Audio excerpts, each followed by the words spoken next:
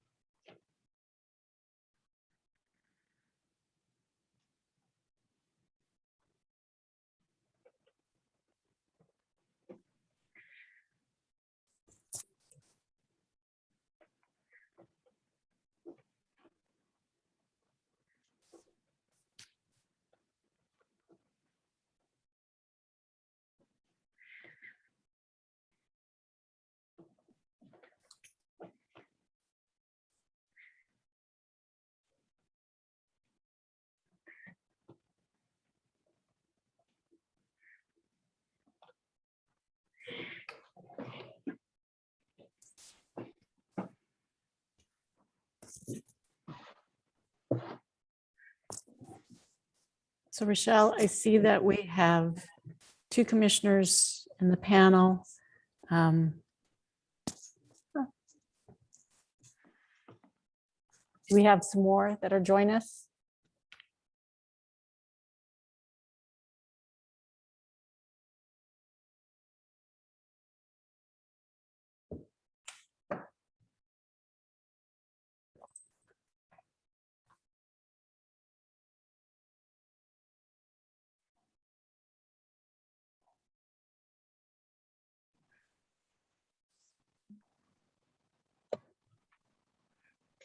Please forgive me. I did see Commissioner Hilliard and I don't see him anymore. So now let's see.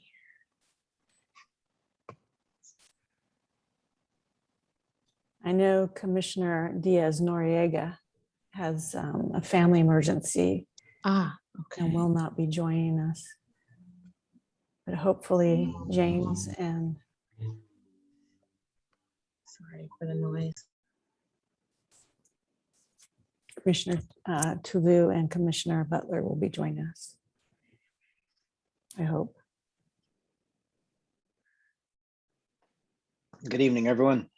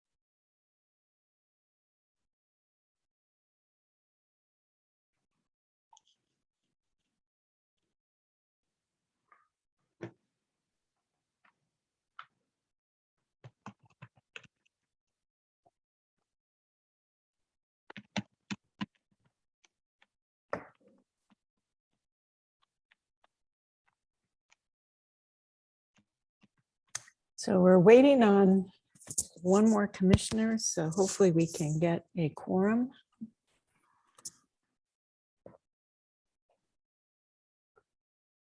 Shall do we see any other commissioners? No commissioners have joined just yet, other commissioners.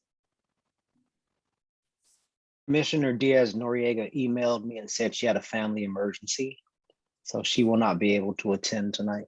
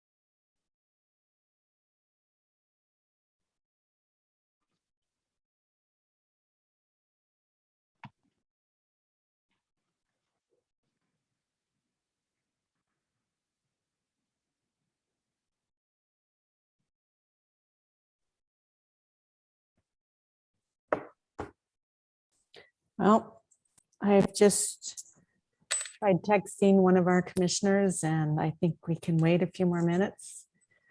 If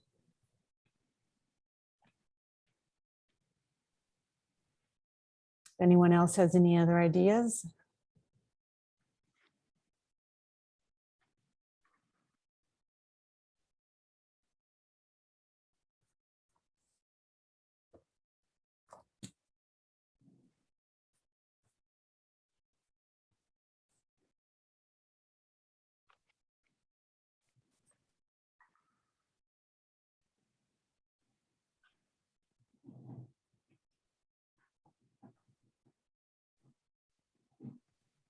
Perhaps we give the commission another 5 minutes or so to see if at least one other commissioner logs on.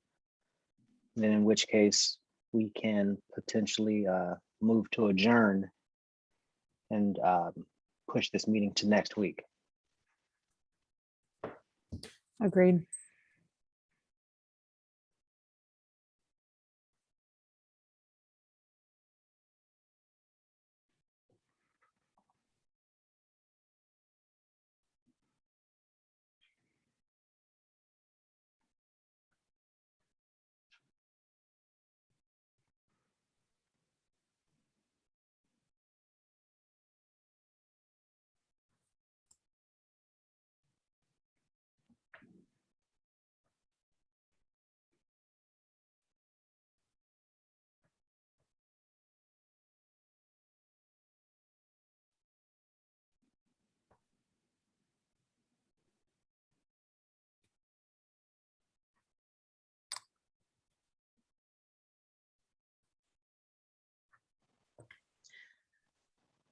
Commissioners, please forgive me. I was able to retrieve the timer for the meetings. However, I need to confirm, are we allowing 3 minutes for public comment or 2 minutes? 3, 3 minutes. okay. Thank you so much.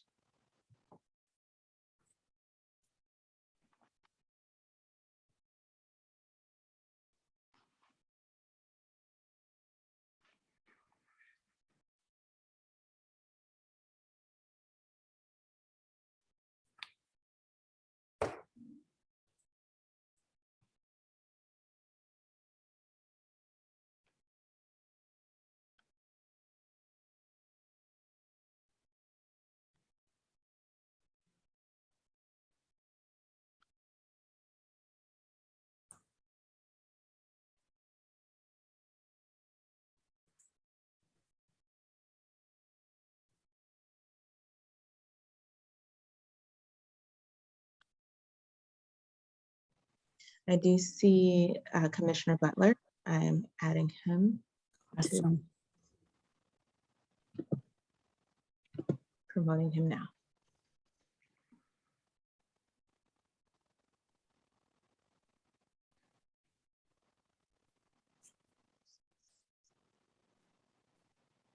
Good evening, Commissioner Butler. Thank you for joining us this evening. Sorry, I'm late. Sorry, I'm late. No problem. No problem. At this point in time, I would like to call the meeting to order at 6:45. And Rochelle, would you please call roll?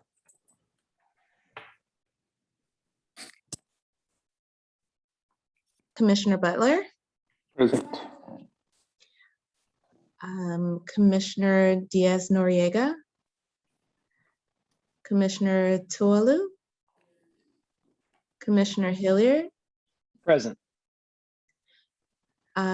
Commissioner and Chair Gordon, Present. and Commissioner Lazzaretti. Present. We do have a quorum, so we can proceed. The next item on our agenda is the approval of our minutes. Are there any, or excuse me, approval of our agenda? Are there any changes, amendments? I need a motion. I move to approve the agenda. I have a motion from Commissioner Hilliard, I second. second from Commissioner Butler. A roll call vote for us, please, Rochelle. Background noise. Commissioner Butler, Sorry, I'm on mute. Okay, here, yes.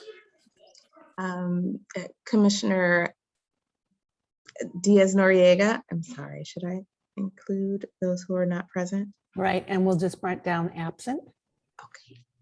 Commissioner Tualu, absent. Commissioner Hilliard, Yes. Commission Chair Gordon, Aye. Commissioner Lazzaretti. Aye.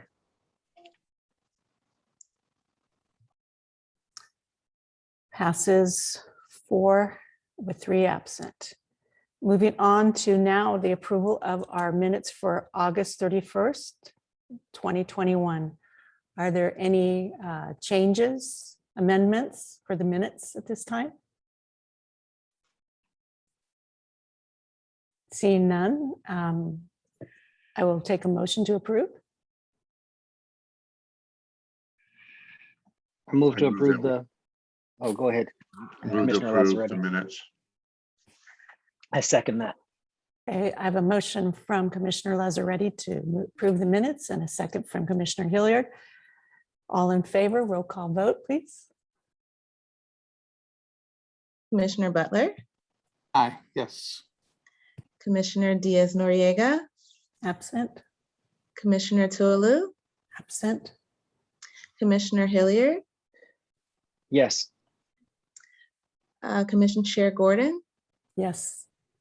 Commissioner Lazzaretti. Yes. Our minutes are approved 4-2 and two absence. Moving on to our next agenda item is public comments for items not on our agenda. Are there any public comments for items not already on our agenda that are under our jurisdiction? Are there any hands, Rochelle? Yes, we'll go in order here. Ms. Linda Ruiz Lozito, please unmute.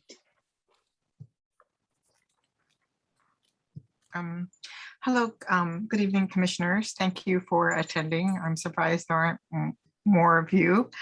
I guess my comment is, last meeting it was discussed that there would be, wow, the screen is really weird, outreach for trustee area 2. And to me, some of the most important areas are the underrepresented areas.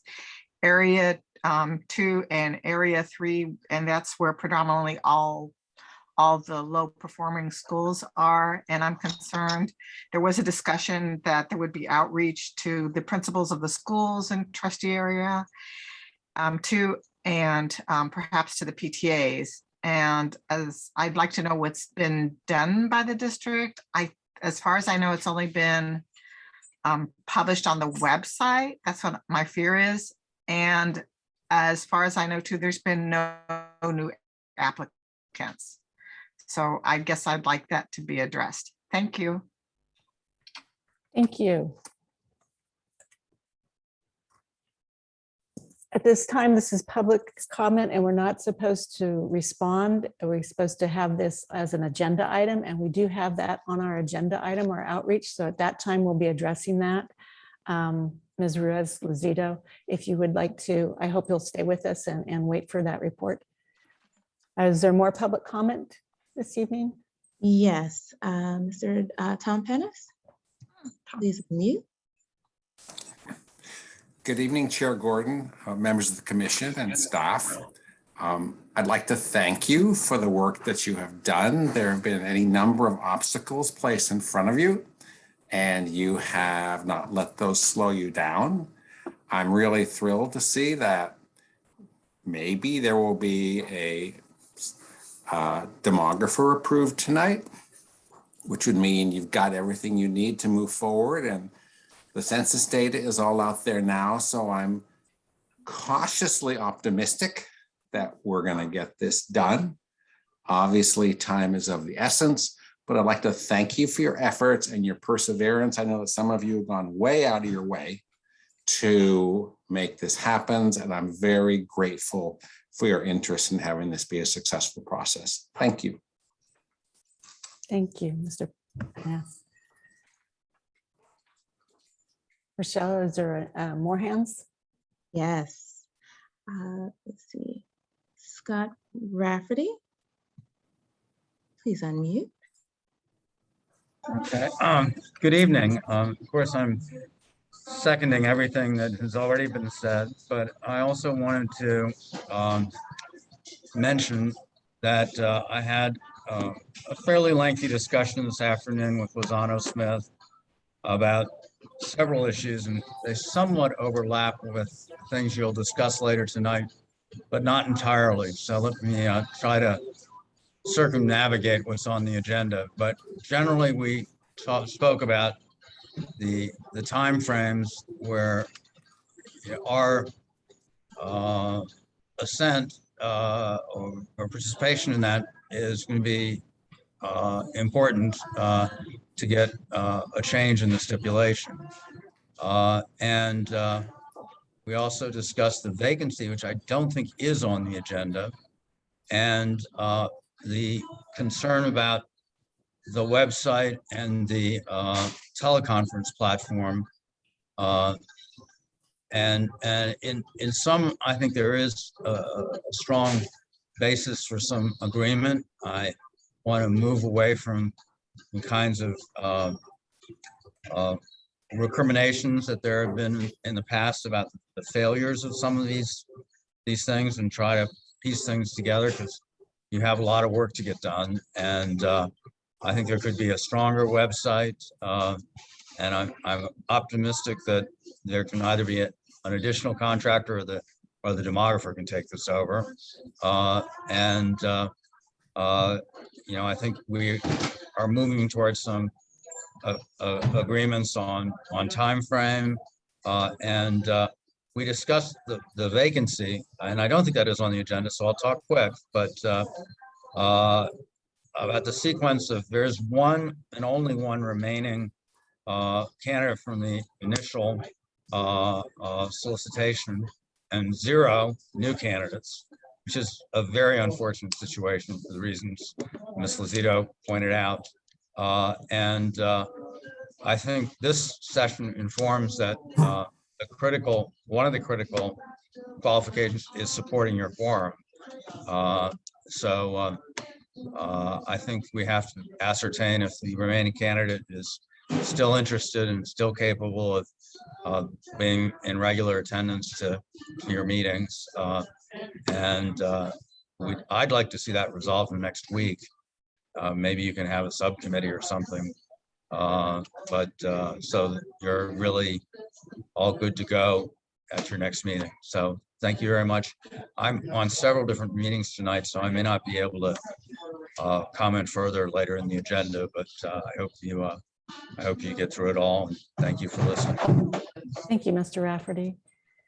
At this time, if please correct me, Mr. Pitts, if I'm, but the application process does not fall under the jurisdiction of the commission at this time. Is that correct?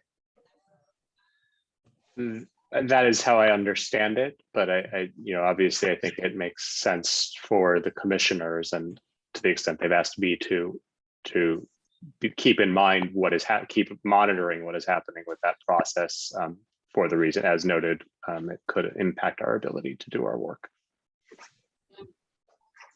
Thank you. Yes, I agree. So, all right. Is there any other public comment this evening, Michelle? No public comment at this time. All right. We'll move on to our next agenda item, which is our discussion and possible action items. Under each of these items, we are allowing 3 minutes for public comment and input. Item 6A is a discussion regarding the response to demographer services, our RFP, and potential selection of demographer. So, Mr. Pitts, did you want to lead off on this, or should I hand this over to Commissioner Hilliard? Happy for Commissioner Hilliard to take this one, as he led the effort on this front. Sure. Just a brief summary. We submitted a request for proposals for demographics firms to assist the commission with its redistricting efforts.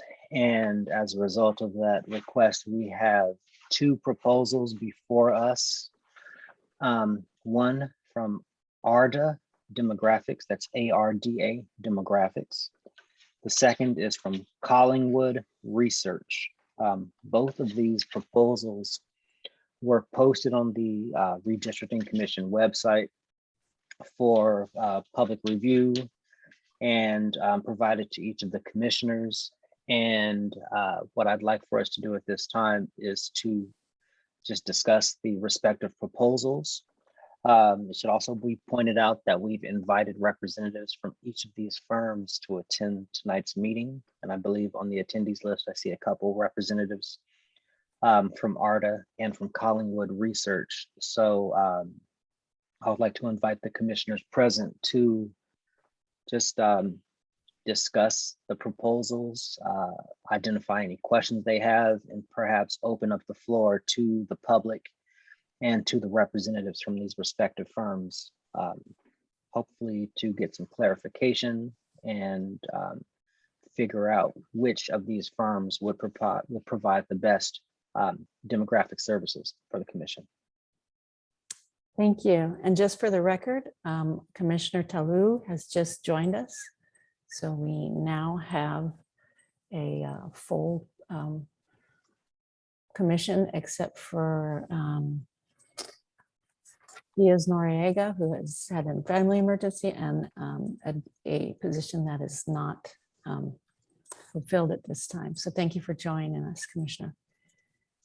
So who would like to lead off on the discussion of the demographers?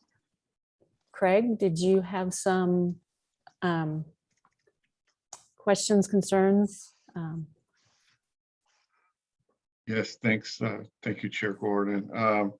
I read both proposals, and both proposals seem to cover what we're looking for in a demographer and what we'll need to accomplish our task in either drawing new maps or reassessing the current maps and whether they are appropriate based on the new census data. I did find that the Collingwood proposal seemed much much more extensive, comprehensive, or thorough. The ARDA proposal was more, there was nothing wrong with it, but it was briefer, didn't go into an extensive amount of detail about how they would conduct their work for us, other than being able to fulfill our needs. And I'm definitely not an expert in the area of demography, so please take that into consideration with my comments.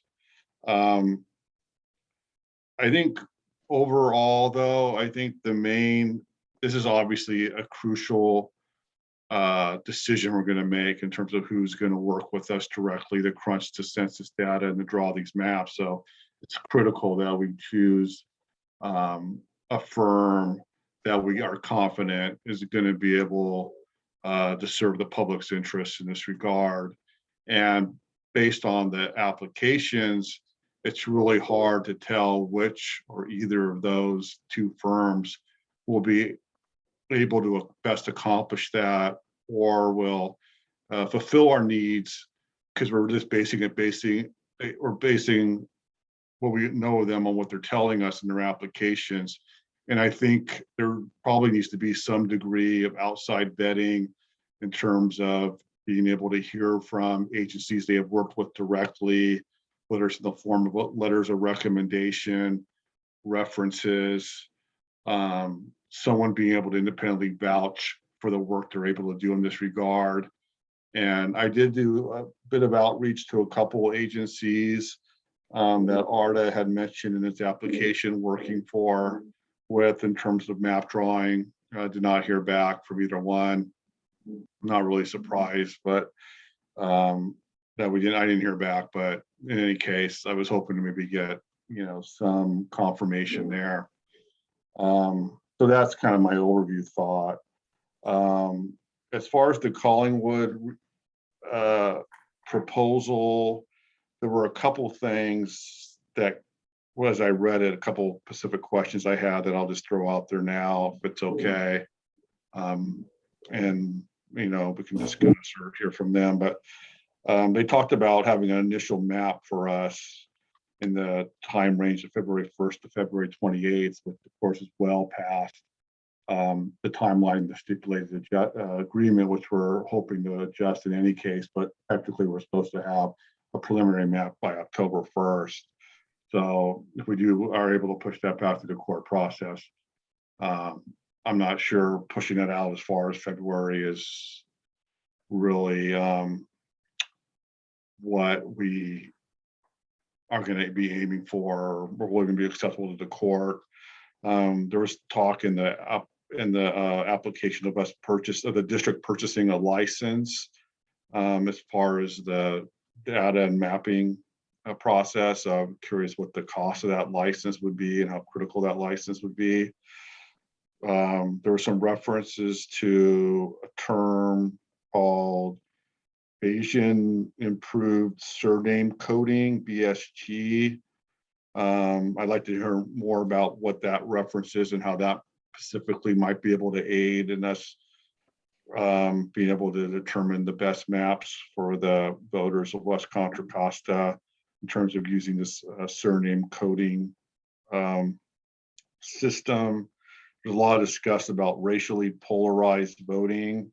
Like to hear a little bit more about how racially polarized voting manifests itself and how they or either firm would navigate that particular dynamic in terms of the map drawing. And it seems like ARDA has some specific experience with school districts that they reference. Did not see that in the Collingwood proposal. They did mention that they're currently the primary map drawers for San Bernardino and Riverside counties. But I would be interested in hearing a little more about it, how that approach may differ from working with a school district, or have they drawn maps for school districts. And I think that covers my initial thoughts. Thank you. Well, at this time, we can add to the list of questions for ARDA and Collingwood as we go through our commissioners, and then we can hear from the representatives today from those firms, or we could stop at this time and let ARDA and Collingwood address that, or Collingwood address that. What is the pleasure of the board, of the commissioner at this time? Should we move forward with other questions from other commissioners? Thumbs up if you prefer that one. Okay, don't see any. Or should we hear from ARDA and Collingwood right now? Thumbs up for that. Right. That seems to be the majority. So at this time, is there a representative from ARDA in the participants gallery? I think that would be Mr. Gabriel Alfaro. If you could please grant him permit. Thank you. Hi, yeah, definitely. So to kind of speak to some of the questions regarding our proposal, we definitely knew that y'all needed it to be a tight timeline. So we wanted to be, make sure that we were accommodating to that. We understand that there's a court proceeding that requires these maps, and, whether or not the judge moves forward with allowing that timeline to be changed, we wanted to be cognizant of that. In regards to some of the more specific questions regarding our work, we definitely can provide letters of support from different people on these agencies. That wouldn't be an issue. We can definitely provide y'all with that. And we kept our proposal relatively succinct, given that we know that you guys aren't demographers, and we wanted to make sure that it was accessible to the commission. We also have one of our senior demographers on the line, Claudio Gallegos. If you'd allow him to unmute, he might be able to maybe address some of your more in-depth questions about our work on school boards and racially polarized voting more easily, if you could give him access.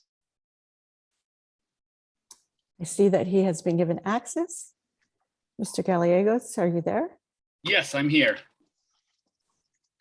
So as he mentioned, one of our expertise, I've worked on several projects here in Orange County where many worked with certain elected officials where they switched from at-large elections to district elections based on racial polarized voting. So I have the experience in researching and following the numbers to make sure that all minority groups get represented. So I have we have extensive knowledge. We can provide those letters from school board members who I've worked with in the past. Thank you. Are there any other questions from commissioners for either Mr. Alfaro or Mr. Gallegos? Commissioner Hilliard. Yeah, I just had a couple questions for Mr. Alfaro and for Mr. Gallegos. Can you please tell us if you are awarded the contract, who would be the lead staff working with the Redistricting Commission? I can take that. So I would be the person handling the day-to-day. I would be the one coming out to the school district if that was necessary and being your primary point of contact. This will be my primary case, assuming we get the contract. So I would be, available to y'all 24/7. I have, an extensive background in both demography and politics. So I'm definitely used to that kind of schedule. In terms of the demography side of things, it would be Claudio being the primary demographer for this case. Okay, and how many current projects are you working on? Currently, we have about 4 other projects that we are working on, and with the potential for a couple more down the road. We don't want to overload the schedule so that we are able to be accessible to you all and have your maps in a timely manner so that we meet your timetables.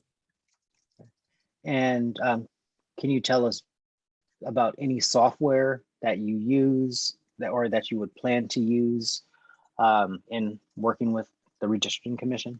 Yes, so we already have purchased Esri, and that's the Esri ArcGIS, which is the software that we are going to be using. So we already have a software ready to go. Will there be any additional costs for licenses or fees for any other software or mapping tools? I don't anticipate any costs, and as is mentioned, that is a flat fee. There may be some cost in the case of travel if you need me to head up there for any reason, although I am available via Zoom to answer any questions on the maps, while Gabriel will be the point person since he's already up in Berkeley. And another question I have is, do you and Mr. Gallegos have experience presenting your prospective maps to the school board, members of the public, and things like that? Yeah, absolutely. We've done pitches like this for bonds, maps, those types of things. Explaining to the public, getting feedback. And in regards to the travel fee, actually, we're not going to be after re-looking at our proposal. We actually will not be having a travel fee. So if you do need anybody to come down or come up, that will not actually be an issue. On top of that, in regards to the website, we definitely could also help revamp that if necessary. Any other further questions from commissioners? Commissioner Butler or Toulouse? Yeah, I have a question. Piggybacking off of what Commissioner Lazzaretti said, not being a demographer, to me, it seems like my assessment comes from an understanding of how the firm we select would work with the commission. And so I'm curious to hear from Gabriel or Claudio what their experience has been working with commissions like this. And yeah, more clarity on that, just so I can manage expectations to understand how we would work, in close partnership, or you just go off and do your analysis and come back and report it. What's the kind of relationship you have had with boards like the Redistricting Commission? So I have some experience in that realm. I worked with some community groups on the Anaheim City Council's switch to district elections.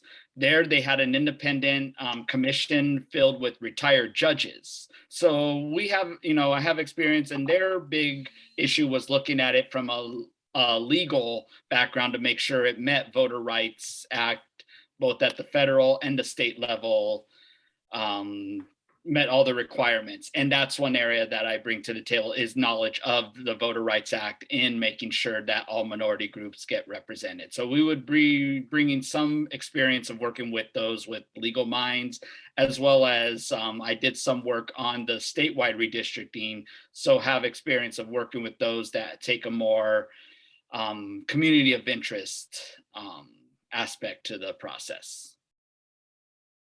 Yeah, and in regards to the day-to-day and like working directly with the commission, I've had plenty of experience working with commissions such as this directly. Usually the way that we handle these types of things is that we'll update you along the way in regards to where we're at with the mapping process and those types of things. We'll give you, regular updates. And if there's any like specific questions, we can meet one-on-one and explain any of the details whenever works best for your schedule. Excellent. Any other further questions from commissioners this evening? Commissioner Toulouse? Mr. Alfaro and Mr. Gallegos, are you the one that involved with the Santa Clara County project or the other company? No, that was not us. Okay. Okay. So all your experiences in the Southern California? Correct. Okay. Right. Thank you. Any further questions for ARDA?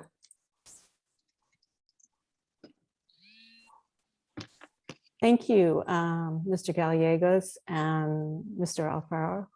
We appreciate that input.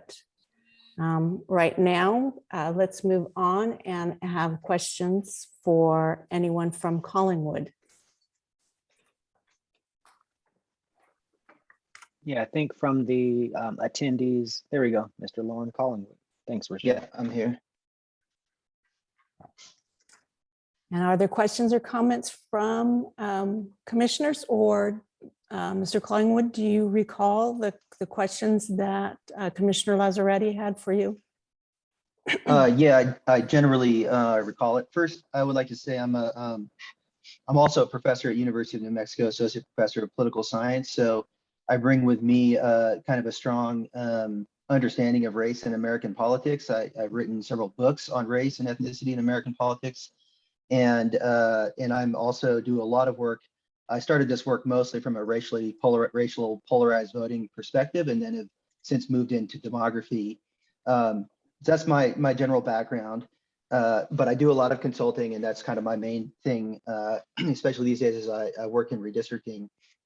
So in terms of the timeline, I must apologize. It was an oversight on my end. I know that maybe doesn't look the best, but I think an October 1st set of maps is probably, from my perspective, unrealistic.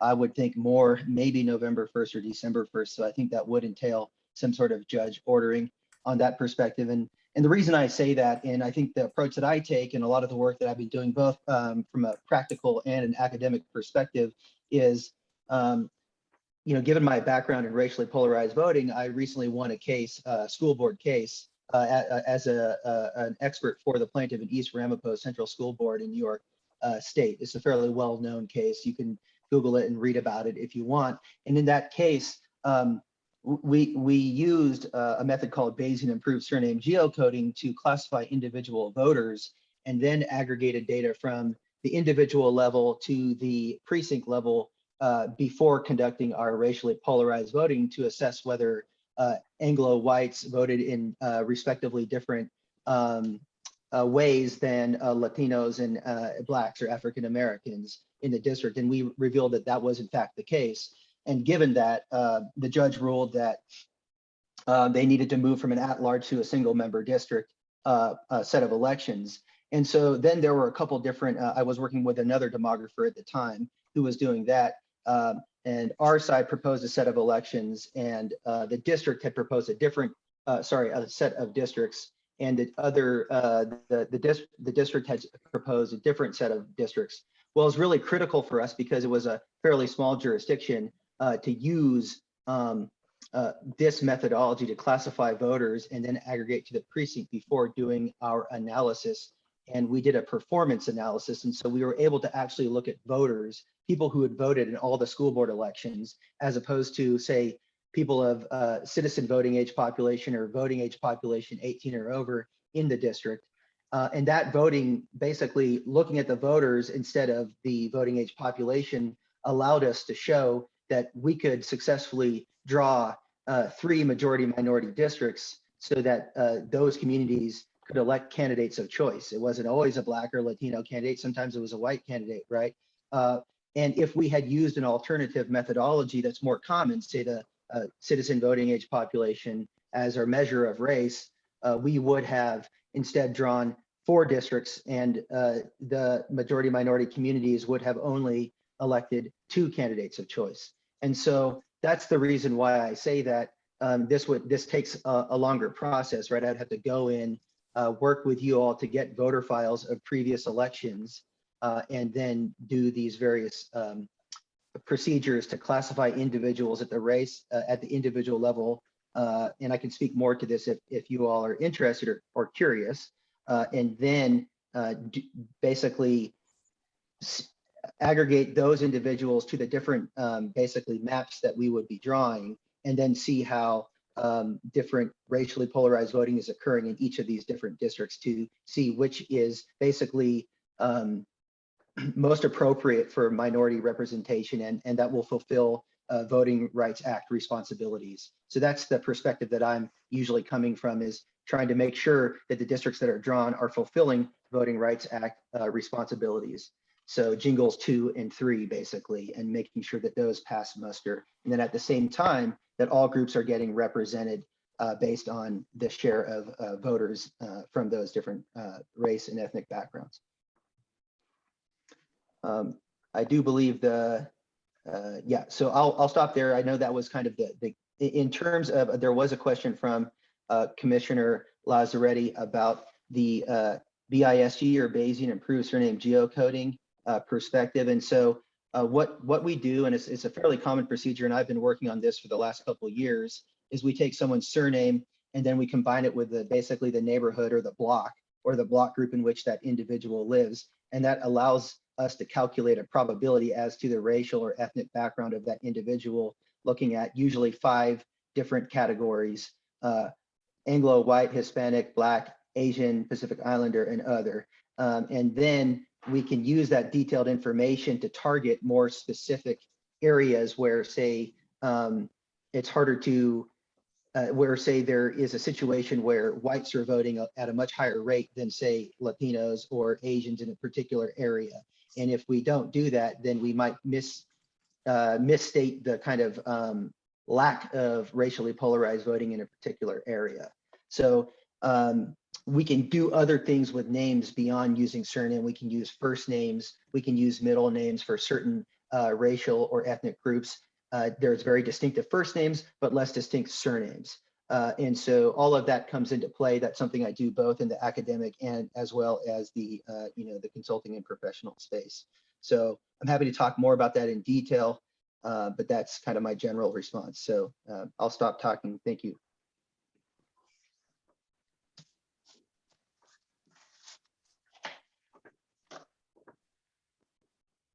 There we go. Thank you. Had to get unmuted there, Mr. Collingwood. Are there further questions from commissioners? For Mr. Collingwood. Commissioner Hilliard? Yes, Mr. Collingwood, can you please tell us a little bit about maptitude and why it's important to your work and what exactly would be involved in contracting with maptitude and the licensing to Collingwood Research? Sure. Maptitude is probably maybe not but one of the main software that's used for redistricting specifically. So ArcGIS is kind of more general, and then Maptitude, they have a specific redistricting software component that many people use to draw districts. One advantage is you can look at the current district plan that you have set up, and then you can fairly easily, say, move these 3 or 4 census block groups from one district to another district, and then that will reallocate right in front of you the share of voting age population or citizen voting age population or my other measure of aggregated race from one district to another district, right? So if you say, for example, have 5 districts and you're trying to see whether you can draw a majority Black district or a majority Asian district or majority Latino district, you can get into extreme detail at the block group level, sometimes even at the block level with the new data that allows you to basically more accurately select in real time whether you can draw these majority minority seats, basically. So that's what I really like about that. It will show you in live time before you make a plan. The other component to this, and I would need more detail here, is looking at communities of interest, and Maptitude allows me to basically initially create a community of interest, which could be, say, an area that houses around a shopping center where all the individuals who live in those neighborhoods shop at the same area, and maybe there's a school down the street, and maybe there's, I don't know, 8,000 people or 7,000 people in that community of interest. Well, a classic thing in redistricting that's often used for nefarious purposes is to take a community of interest and split it down the middle. That's called cracking. And so I can see, if I say, for example, draw a plan using Maptitude, I can enter in and select that community of interest and see if, in fact, I have cracked that community, right? As I am going and trying to create these majority minority districts to basically in line with the Voting Rights Act to ensure that that's not an issue in terms of legal challenges and whatnot. I might be doing that and picking and poking and not know these communities of interest in the way that you all do, and having that in there and in the software will allow me to detect those kinds of things. And so these would be some of the meetings that we might have where we go over this. We identify the communities of interest, some of the main communities of interest in the school district, and proceed that way. So those are basically the reasons I like Maptitude. There is probably a licensing fee of $6 to $10K on that. And so, of course, that's a downside relative to the other firm. It could be more expensive. There's ways I could work with you to potentially try to bring that cost down. And so that's an open point. If you decide to go with me, I could negotiate or speak to that further.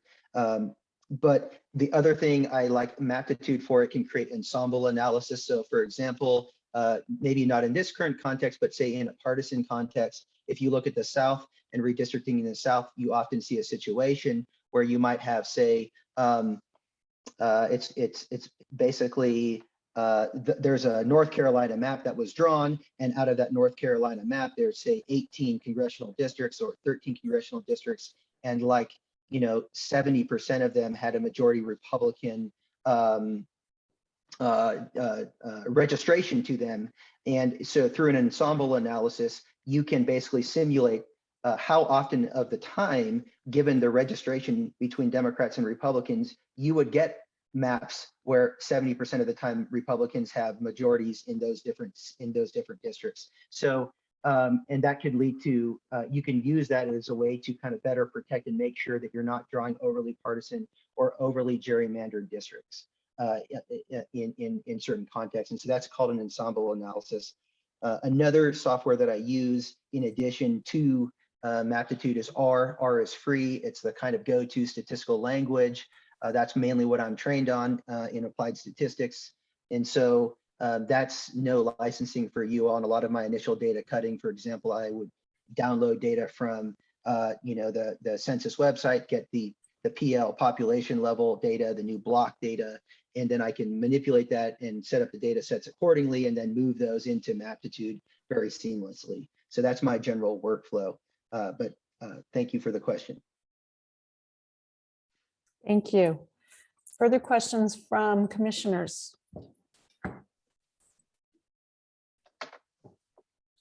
Commissioner Toulouse. Yes, can you tell more about your project with Santa Clara County? Right, so Santa Clara County is it is a project primarily on the racially polarized voting assessment. Okay, so Santa Clara is drawing maps, and it's an extremely diverse county, sort of like this district, right? And so these are the areas I love working in. It's part of my academic research, et cetera.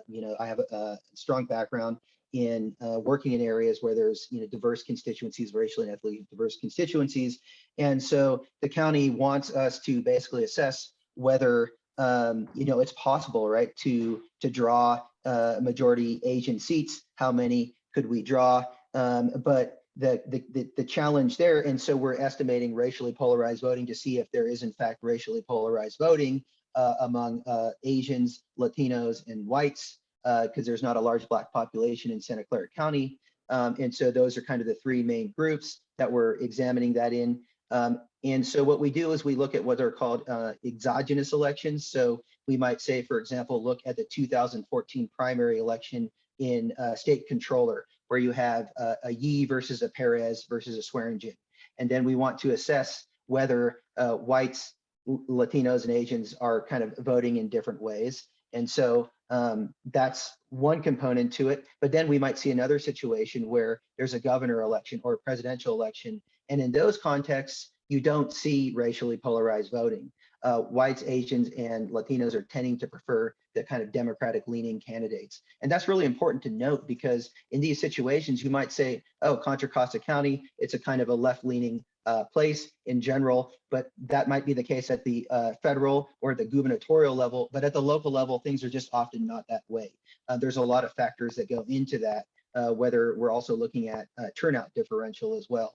And so what we're doing, and the California statewide database makes available, and these are the kinds of things that I like to bring into my work, and I think other demographers maybe don't do this as much, although I don't know that for sure, right? I just kind of, as a juxtaposition, the California statewide database has estimates for Filipinos, for Indians, for Chinese, for Japanese Americans, right? And so we can either aggregate those groups together, or if there's good reasons to think that these groups are voting and participating in different ways, then if the data are available and there's enough of those populations in those areas at the precinct level, we can split them apart and see how they're voting differently. And this becomes really critical when we're thinking about the difference between Filipinos and Hispanics, right? Who often share Spanish surnames, but that are distinct. And so in those cases, what we'll do is we'll run names by certain individuals' names by a Spanish surname database. We will basically pull out names that are Filipinos' names that are also getting cross-listed in those databases, and we'll do a separate analysis on those voters as well to make, to better gauge if we are underrepresenting Filipinos in some of these areas, and we'll list that using the geographic component, looking at the density of Filipinos versus Hispanics in these certain areas, right? So that's one of the major challenges. And that's kind of, that work is ongoing, trying to assess the differences in those two specific populations. A lot of people are really interested in that in Santa Clara County and elsewhere. And so what I would do, kind of switching from there back to the school board situation here in Contra Costa County, would be to see what's similar, what's different, what the kind of demographic profile is looking at, and where I can, and I would work with you all because you know the area, right? Like kind of at a firsthand experience to figure out where these locations are, what census blocks these are, and to spend more time in there trying to pull these different voters apart so that we can better assess how they vote, and then to make sure that we draw equitable maps. Thank you. Further questions? I have two. My first is, so our point person, the person we've been interacting the most with would be you, Mr. Collingwood? Yeah, that's correct. So my general, if I may, my general way of business is I'm the point person, and I have basically research associates or assistants that I work with, and they help collect data. They might help draft an initial report or something like that. Or if I'm traveling or not available, then maybe they can handle that. But that's usually not the case. I love this kind of work. I'm a political scientist in training, but I also love being in the real world and having an impact and trying to make the world better. So these very important, I think school board elections and school board, your job is extremely important. I think school boards are some of the most important, and I'm not just saying that. I've done a lot of analysis. I studied a lot of different things, and school boards to me are the thing that are really important. So, so this is going to take up a lot of my time. Yes. And then my last question is the time frame. I think we really need to make sure that we have a stipulated agreement that we're not sure if we go back to court what the outcome will be. And so we really are in a time crunch. And I think that, for the time being, we really need to make sure that we can accomplish what has been set before us. And I would hate to falter on that because we put in a lot of time and energy already. And if we don't make the stipulated agreement, we could have some issues and some problems going forward. So can you talk to us about possibly making our timeline? Yeah, what I would have to do is, I could rearrange my proposal somewhat. I would think about it. And so could you restate to me the exact time that you need these new maps? We need to definitely start looking at preliminary maps by November, December 1, and be finished up by March 1. So if November, December is the kind of preliminary map stage, that shouldn't be a problem for me. I can definitely handle that. I can. One of my major projects I'm working on at this moment is more or less wrapping up on Friday. So I'm used to, I've been working in consulting for almost 20 years on and off. And so I'm used to kind of moving things around and balancing client expectations and things like that. So if you would like, and maybe it's too late for this, I could resubmit a proposal to kind of update this timeline. But yeah, I can make that. I promise that I can make that. Yeah. Thank you. Any further questions for Mr. Collingwood?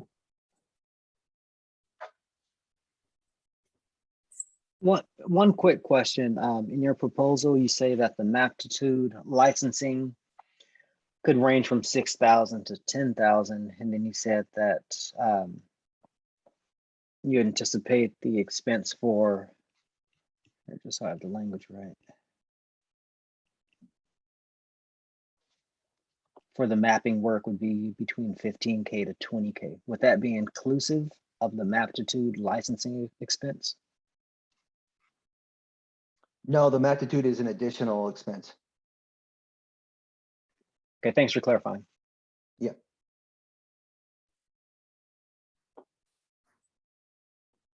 Any further questions?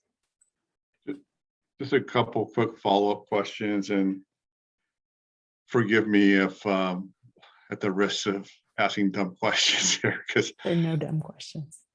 it's a fascinating field, but it's very complicated. And I'm very impressed by these presentations.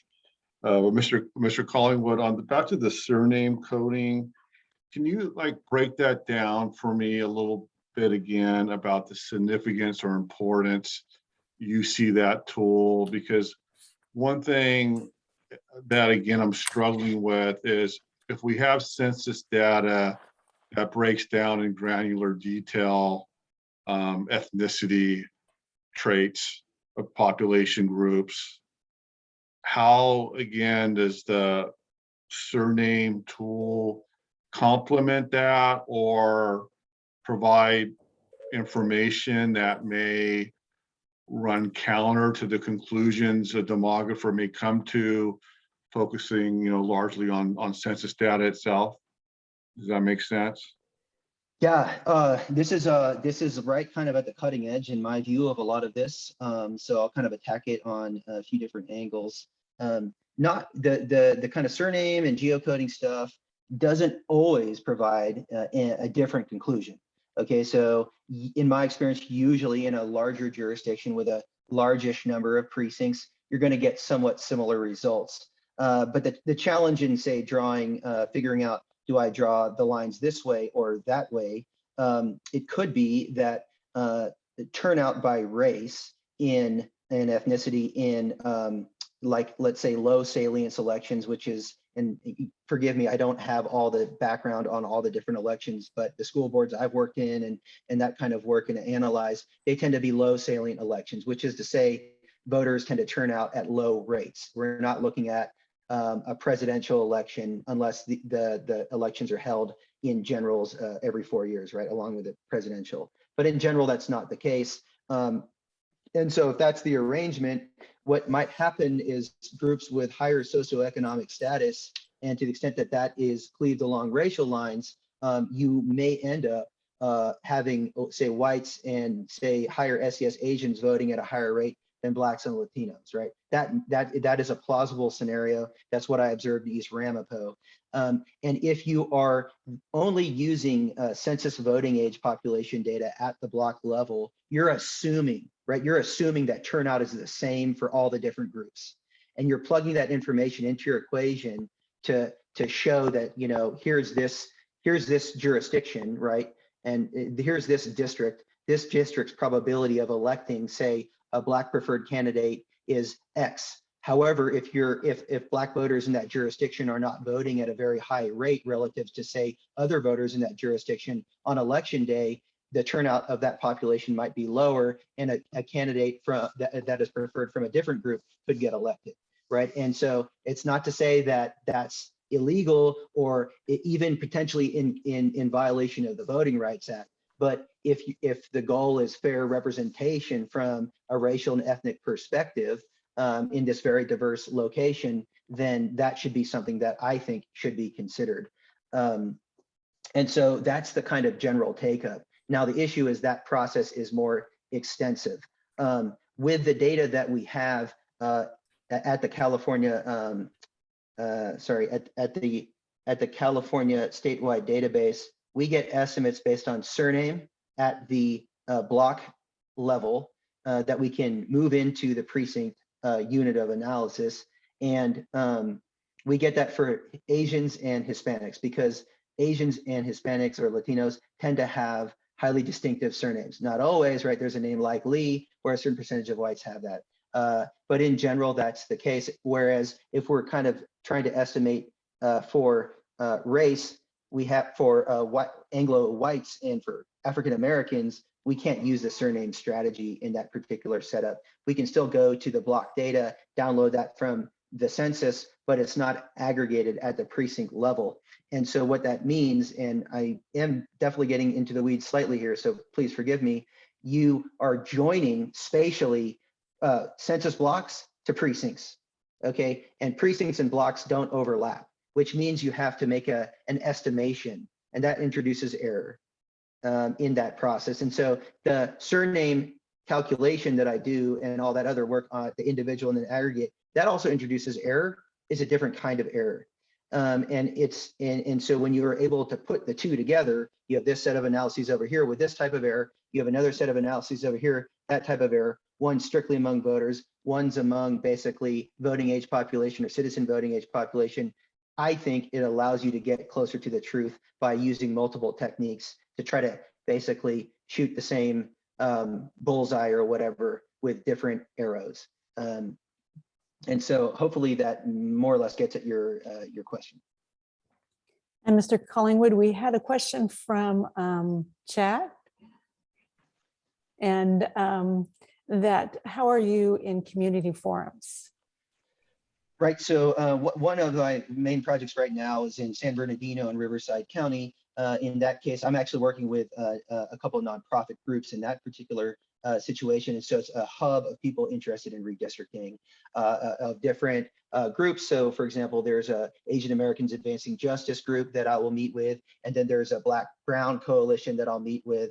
And they all have different kind of perspectives and what they're angling for. And so basically I take kind of a ad hoc approach. I meet with them when basically they want to meet with me and my schedule is open, right? It's, not too hard.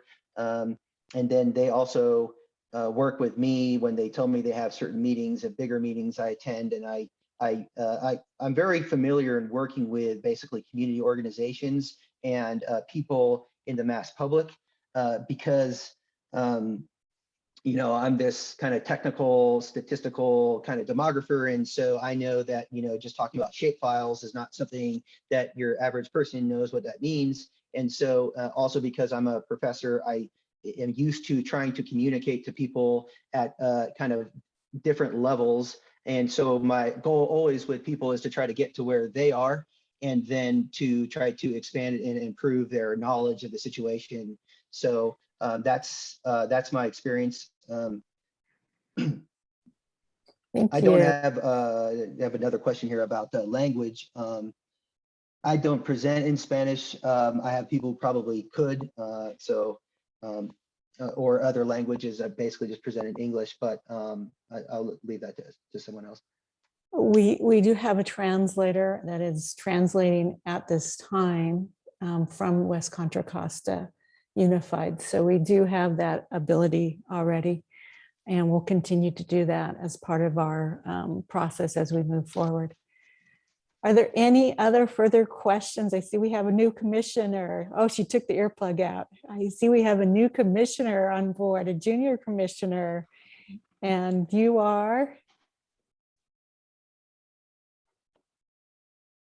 And you? She took the earpiece out. This is my daughter. This is my daughter, Danica. She's a second grader. Hi, Danica. Yes. So she's asking lots of questions about what's happening. So I'm trying to explain things to her. She probably understands it better than we do. You're right, Craig. Fabulous. She probably does understand this better than us. She's why we are all here. That is, That's we're right. here for our students. Right. Probably been covering this in math. Yeah. Well, thank you, Mr. Collingwood. We are going to open this up for public comment. If there are no more questions, there are. Yeah, really Hilliard. quickly, I really appreciate Mr. Collingwood explaining. Thank you, sweetie. I really appreciate Mr. Collingwood explaining his methodology to us. And I'd just like to ask if we could give Mr. Alfaro a chance just to explain ARDA's methodology. Thanks. I think that we should. I do. Is that the pleasure of the commission? We've got 2, 3, 4. Good. So, oh, there you are, Mr. Alfaro. Would you do us the honor of explaining your process for us? Yeah, I would definitely like to allow our senior demographer the opportunity. I think that he can definitely go through the process much more in depth for you. So if you could unmute Claudio, please.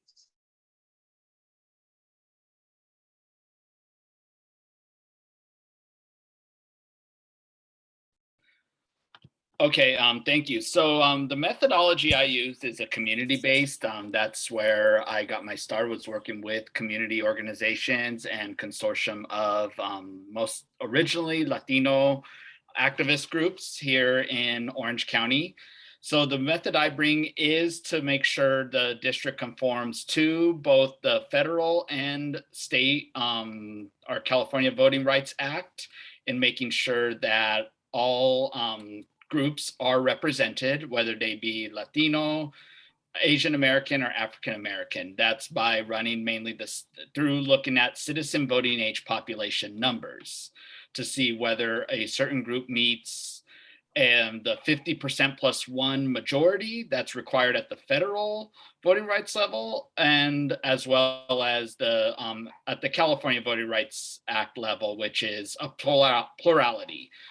Which, having looked at, doing a brief look at the West Contra Costa County district, and this was just a brief snapshot, what we see is that every group can make a plurality or majority in the district, whether they be Asian, African American, or Latino. So it's a matter of making sure they meet those that criteria when we draw the district. The other part is talking to community groups. So while we may draw a district to meet those racial levels, it may cut into a neighborhood where certain people feel they're more in depth. A school district boundary, looking at high school district attendance areas to try and see how many we can keep together and find the best of both worlds. And that's through getting into the weeds and working with the community and hearing that their concerns, their interests, because at the end of the day, it's the community who knows what's best for themselves. And that's the methodology I bring to the table.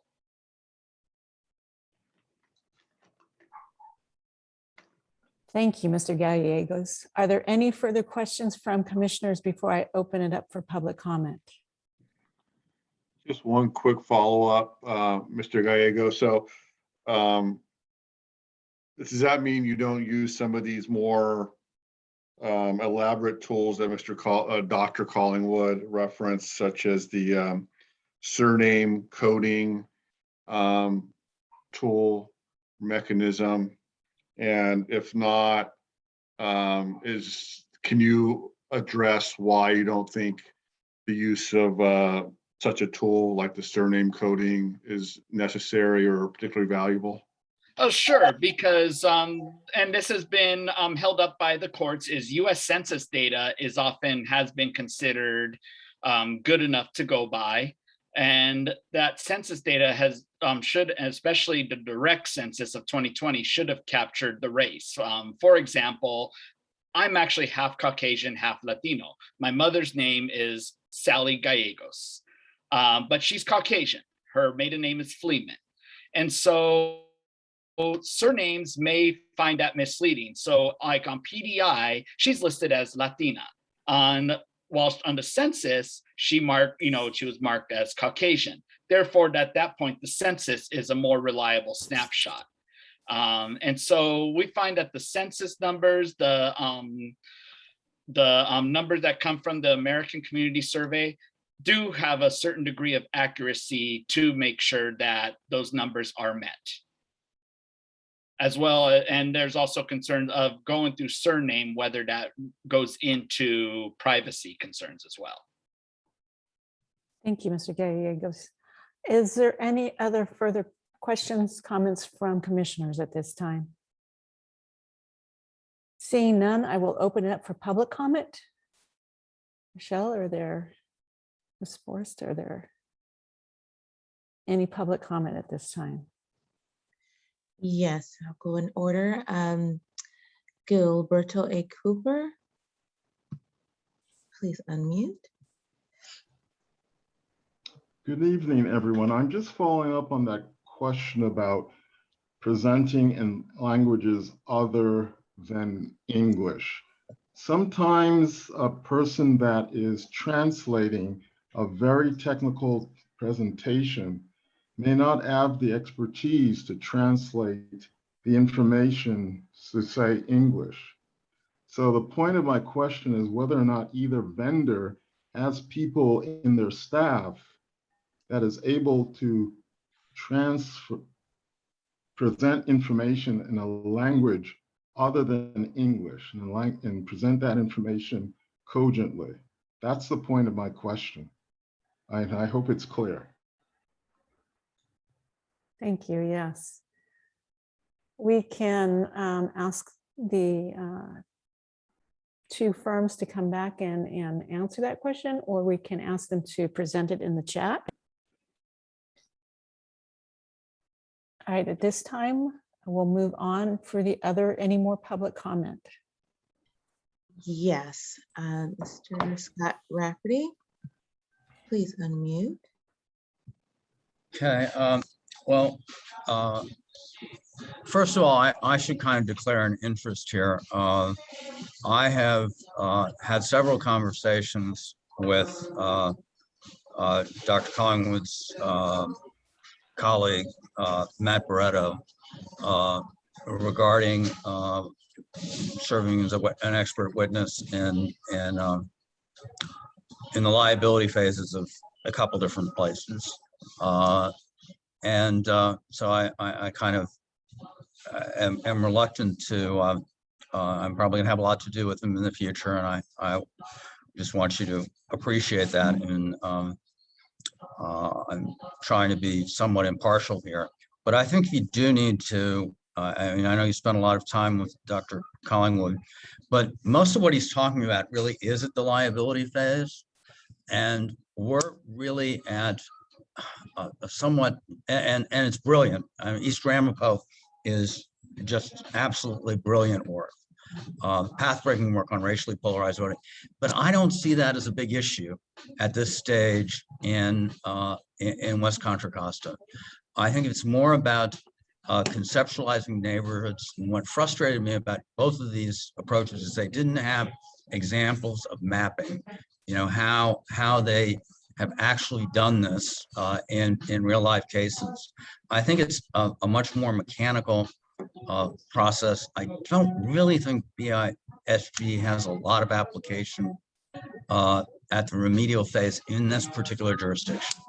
I think it's a little more even draw, but I would like to know more about what skills they have in presenting maps and responding in real time. Karen McDonald, who the legislature snapped up, she can do maptitude, and she can, you know, be in a public forum and just do things in real time. Very, very few people can do that. And I don't know if either of these candidates have tried that, but I really would like to just see more of the mapping side. And the statistics, I tend to agree with Mr. Alfaro that the CVAP supplemented by the very current VAP probably tells us most of what we need to know about the Latino community and the Black community in West Contra Costa. So I'm somewhat undecided. I'd like to see more from each of them. I know this is time critical, and they're both really outstanding from what I've seen so far, but I really need to see the maps and what it would actually look like on the ground. Thank you.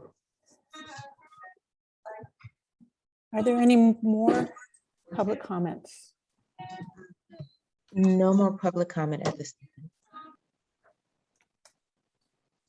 Seeing we have no more public comments, I'm going to bring it back for the commissioners to ask further clarifying questions, any concerns, and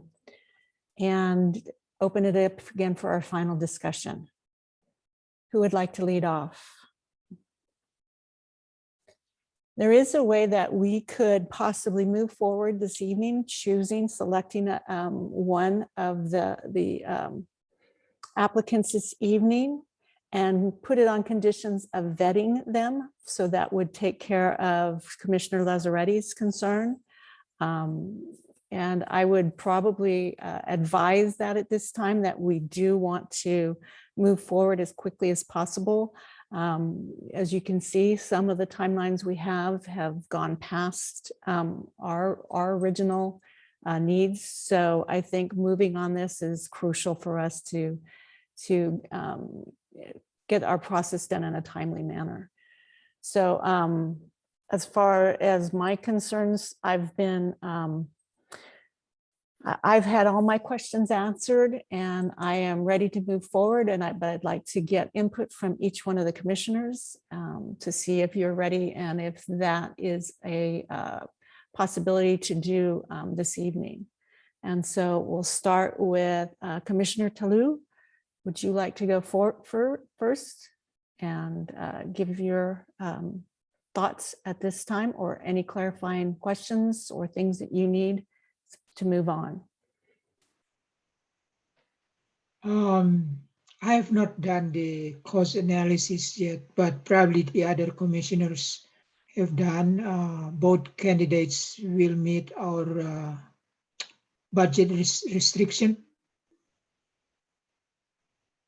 And are you ready to move forward with a selection tonight, with the caveat that we will then do some further vetting with outreach and checking references? Yeah, if both candidates meet our budget restriction, then I'm ready to move forward. Thank you. Do you have a preference at this time, or would you like to wait to state your preference?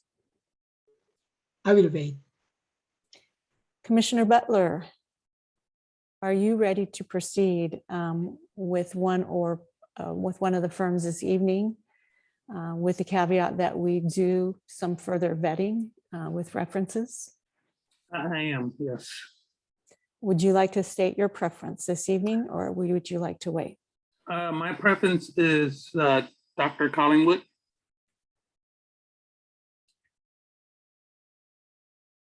Thank you. Commissioner Hilliard.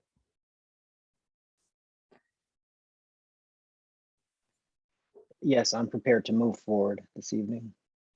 Do you No, I think you have a great idea where the commission makes a selection, tentative and conditional upon vetting.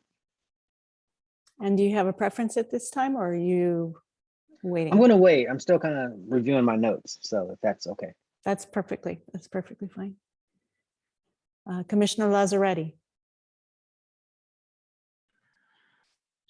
Yes, I think that's a good idea, Commissioner Gordon and or Chair Gordon, and moving forward tentatively and prefacing the decision on vetting and getting a letter of recommendation or a reference to confirm the choice. So I'm kind of on the fence, and I think this is where I kind of come down right now in my thought process is, I think from the presentation, it's very clear that Dr. Collingwood would bring a much more elaborate, complex statistical process model to helping us draw our maps. Now, the question that I think was raised by Mr. Rafferty in public comment, which I think is a good one, is the tool set he brings to the table. Do we need that tool set? Is that tool set particularly relevant for what we're trying to do in West Contra Costa? And I don't know the answer to that. I think it's intriguing, however, that he may bring a level of expertise that allows us to capture some more dynamics around the West Contra Costa voting population that goes beyond much deeper than the census data may tell us, and as he said, it may confirm ultimately what the tools he uses, these various arrows that he's able to use may end up at the same place on the bullseye ultimately. Now the concern there is Dr. Collingwood obviously, has a tremendous level of knowledge and skill in this area. And so the question is, in terms of engaging at the community level with the population groups, whether capturing kind of those more intangible community dynamics and kind of conveying the process, the system, what he's doing for us to a broader population. It's going to be, is it going to be really too much to grasp, because it's difficult for us to grasp already. And, and I wonder if the ARDA folks may be more able to kind of engage at that community level. And I'm not sure if also ARDA answered the question about their ability to present in different languages, which we probably should hear on that if they're able to do that. That might factor in. So that's where I come down. It seems like even with the licensing fee, the proposal from Dr. Collingwood comes out less than ARDA's proposal. And so I guess I would lean toward Dr. Collingwood at this point, but prefacing that on the question that I really don't know the answer to is, do we need all the tools in his tool belt to do what we want to accomplish here? He strikes me as kind of a Jedi master in this field, lots of different weapons. I don't know that we need them all, but maybe we do. I don't know. I echo so many of the sentiments that you've just expressed, as well as others.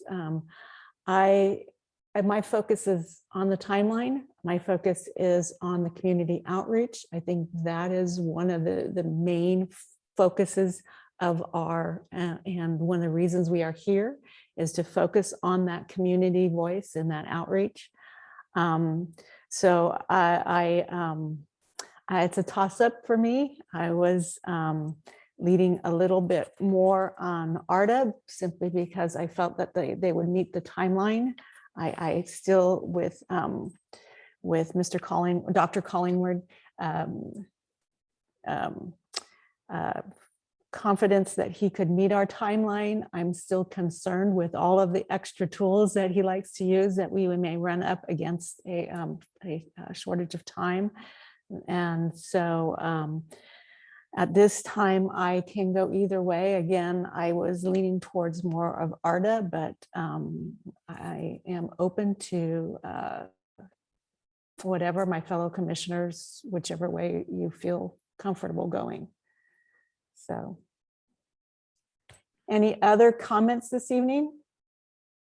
People who haven't given us their preference, it's your turn. I guess that means Commissioner Hilliard. Sure, yeah, I'll speak up, and I concur with my fellow commissioners' appraisals. I think both of these firms are extremely qualified and would do the job well. And based on the presentations, based on reviewing the proposals, I'm kind of leaning towards ARDA, actually. I like their proposal. I like that they're using a community-based approach. And as Commissioner Gordon pointed out, community outreach is crucial to what we're trying to do here. And I just kind of think that they might be able to relate a little bit better to the constituents in the West Contra Costa Unified School District trustee areas. Dr. Collingwood is tremendously qualified, and it's a narrow choice for me. I think we could go with either, but my selection tonight would be ARDA.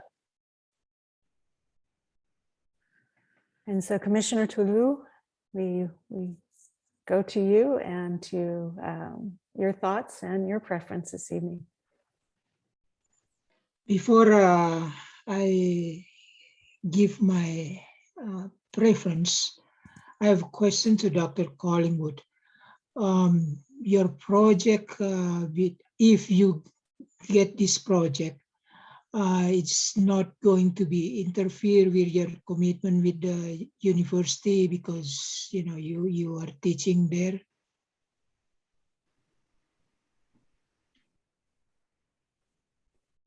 I think if we're going to hear from, we also should probably read some of the things that are answers in the chat. We've got through what experience they have with community forums.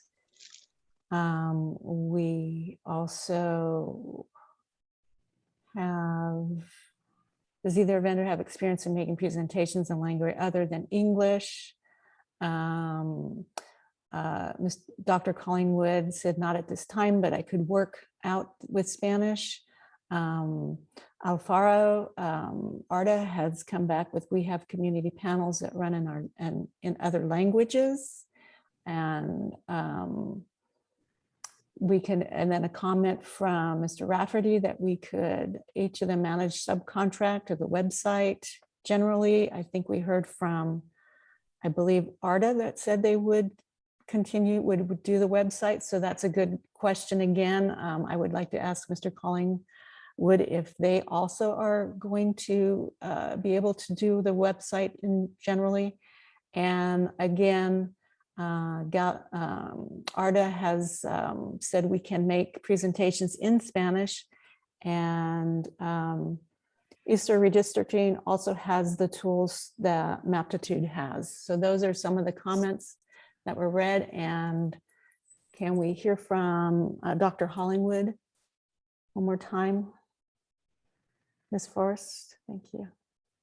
Yeah, no, I teach 2 classes at the moment. One is actually on the Voting Rights Act, undergraduate class, and another is a graduate class in public opinion. But at this point in my career, it's not that much work for me to teach those classes. The university knows it, and it's fairly common for academics to have outside consulting businesses and firms as a way to it's actually good for students that we work out there in the real world and do things, and we use our skills that we spent a long time in graduate school getting to affect change. So I've been doing this type of work and other types of work for a long time, the whole time I've been an academic. And so it's not a major time commitment on those ends. Where it does come into play perhaps is there has to be some scheduling around my class schedule. And so I teach 1 or 2 hours a day, Monday, Wednesday, Thursday, for example. And so, but I can usually navigate around that. In terms of the website, I wasn't planning on managing that. I could probably speak to a subcontractor to set that up, but I'd have to find out more information about that. Okay, thank you. And we just had a message in the chat from ARDA that yes, they are willing to do the website for us. So I'm going to bring it back again to commissioners. We've got a 2-2 right now, and we're looking for some kind of breakthrough one way or the other. And Commissioner Tulu, we were with you. Okay, so how about the commissioner? I know she's not here tonight, so we will not hear from Commissioner 3 because she's not here now, so we just make the decision without her. Commissioner Diaz Noriega, yes. Unfortunately, she had a family emergency. Okay. Okay, yeah, I understand that we are here because the Spanish Latino community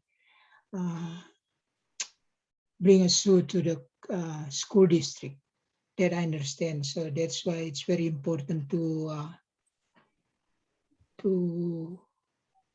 address the concern or the complaint from the Latino community.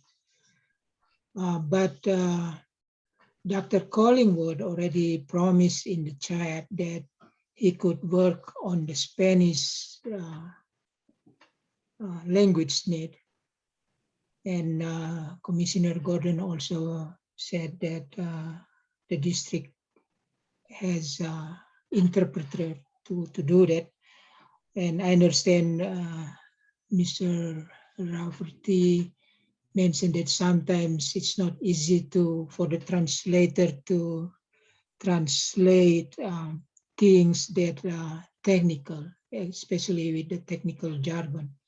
But I remember when a doctor that's not fluent in Spanish, the hospital will use this translator service, and I don't think the translator service they have someone that like deep into the medical knowledge, but kind of like a general knowledge.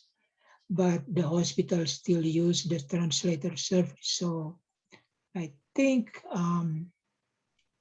the translation issue can be solved without someone having the knowledge to interpret. And I believe also Dr. Collingwood is a professor. When a student doesn't understand something, usually a professor will try to explain in different way. So I believe when community asks question that it's too high level for the community to understand, the interpreter can make. So Commissioner Tulu, I just want to make sure you understand that it was actually ARDA who has more in. Oh, I'm sorry. I just wanted to clarify that it is ARDA that has more of the other languages, not only Spanish, but other languages that they can do, and that they are willing to do it in Spanish. And it was Dr. Collingwood that would have to subcontract it out. Yeah, that's Okay. I understand. Yeah, because if I go back to the chat that Dr. Collingwood said not at this time, but I could work this out with Spanish. There. Yeah. Yeah. So so if Dr. Collingwood will make commitment that he will bring the Spanish Latino community to communicate with the decision that he made to draw the map, then I will. I hate to make it to be the tiebreaker, but I will go with Dr. Collingwood because the reason that I say that professor, based on my experience in the past, professor, they have many other ways to explain things. And I hope the interpreter that the district has, or the interpreter that Dr. Collingwood will bring, will make the bridge between Dr. Collingwood and the community that's fluent in Spanish. Commissioner Lazzaretti. Since we're so closely split on this, and we're all struggling to one degree or another, can I propose that maybe we give each of the applicants 2 minutes each to make a final pitch to us about why they think they would be the best choice? Do the other commissioners think that might be helpful for us to maybe, I know we've gone quite a bit, but it is a hugely important decision, and maybe speak specifically to the dynamics of the West Contra Costa community that they would address. And also, I'm just curious if Mr. Pitts has anything to add to this discussion, given that to kind of help us navigate where we're at. I'm not sure if he does or not, but just want to throw it out there. Mr. Pitts, do you want to weigh in on this very difficult decision? I mean, I think the commissioners have demonstrated a really striking and notable degree of engagement with the issue and have covered all of the key concerns. So I don't have anything additional to add at this time. I agree that it appears we have two very qualified applicants for the position, which is good news for the commission. Thank you. It is good news. I'm happy. It's a happy problem. And so at this time, we're going to allow 2 minutes for closing statements. Ms. Forrest, if you would put that timer on, and we will start with who we finished up last time, and then we'll go with Dr. Collingwood for 2 minutes, and then ARDA will follow, since they had the opening, will follow after Dr. Collingwood. Thanks for having me. This is actually quite suspenseful and exciting, and so I thank you for that on a Wednesday night, Tuesday night, no less. So I do have experience working in school board lawsuits, right? So I'm sort of familiar in general with what's going on here, and have worked in a lot of diverse, basically electoral settings. And when it comes to Latino research and working with bilingual Spanish-speaking colleagues, I have many of these colleagues academically I work with, and several who are former graduate students of mine who do research with me. And so it's not so much about bringing on an interpreter, it's that I could bring a partner on there, and that would be kind of my concern, not your concern in terms of expenses or anything like that.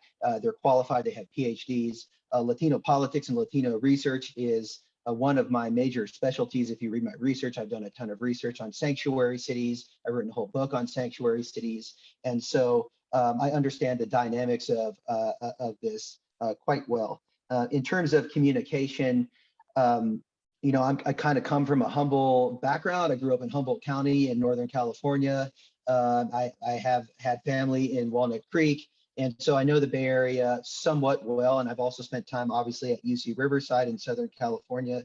And so while I might sound technical at times to you all, that maybe as a way to kind of buff up my credentials, I'm also kind of used to communicating, and it could be just because we're in this setting right now, but I very much am used to communicating with community groups and understanding their perspectives and explaining things that are complicated in a very simplified way. As one of the commissioners pointed out, I do that in the classroom pretty much every day for the last 10 years. Thank you very much. Thank you. And who will we be hearing from ARDA this evening for 2 minutes? Hi. Hi. I think I'll be giving our closing statement. Hey, thank you, Mr. Alfaro. Yeah, definitely. So I think that, fundamentally, when you're looking at the two contracts, I definitely think that there's, a lot to be desired in both. I think that, the professor is very qualified and has a lot of credentials, and I don't dispute any of those. And I think that he would be, great. But I do want to say that, as a minority majority firm, we have a lot of experience working with Latinos. Half of our firm is Latino, or more than half of our firm is Latino. And I think that, when you're talking about these communities and being part of them, I've lived in the Bay for several years now. I know how Latinos in this area interact. I know how they feel about voting and those types of things. I've done community organizing. So I definitely know how to connect with these communities as well as other minority communities. When it comes to all of the other parts of the contract, whether it be the services, those types of things, I think that fundamentally, it's good to keep things on a level where everybody can understand and everybody knows what's going on. So I think that, fundamentally, when you're talking about all of these very experimental approaches to doing demographics and those types of things, what you kind of lose is the human element. And I think that that's really important because I mean, clearly the members of this district were, upset about the lack of representation. And I think it's really important to, keep those things in mind because, at the end of the day, it's their maps. And I think that we want to, draw maps that work best for the community. And that's really what our firm has been focused on the entire time. In regards to, having maps and those types of things, we've drawn districts when it comes to minority majority districts. We have, the examples that we presented in our proposal. And I really think that, this community-driven approach and this ability to already have working relationships with these communities in these areas will really benefit the commission. Thank you. So now I have to bring it back to the commission. And I have to, again, ask for preferences and which way we're leaning. So since I think I'll start with myself this time instead of putting anyone on the spot. After listening to both, I think we can't lose. I think that whichever way we do end up, whichever firm we do end up choosing or selecting this evening, I think that we can have a vetting process. And if that vetting process fails for that one firm, that we could even tonight suggest that then we do that for the second place firm, and we do the vetting for them so that we come away with a demographer this evening, one way or another. And I've listened to every aspect of this, and I still am leaning towards ARDA this evening. But again, it is on the fence, and it's a slight lean this way, and I could be definitely pushed the other way. So I'll start, and then we'll go with Commissioner Lazzaretti. Thank you, and thanks to everyone tonight for bearing with us and talking us through, and to the applicants with both firms. I really appreciate the time you took to walk us through what your proposal could bring to our work. I'm at the same place I think I was a few minutes back. I feel like I have some reservations with going either direction, but I think that there's a bigger upside for us potentially with Dr. Collingwood. You want to call him Dr. Hollywood? I don't know why. But anyway, I'm gonna go with Dr. Collingwood for his proposal. That's my choice. Commissioner Hilliard.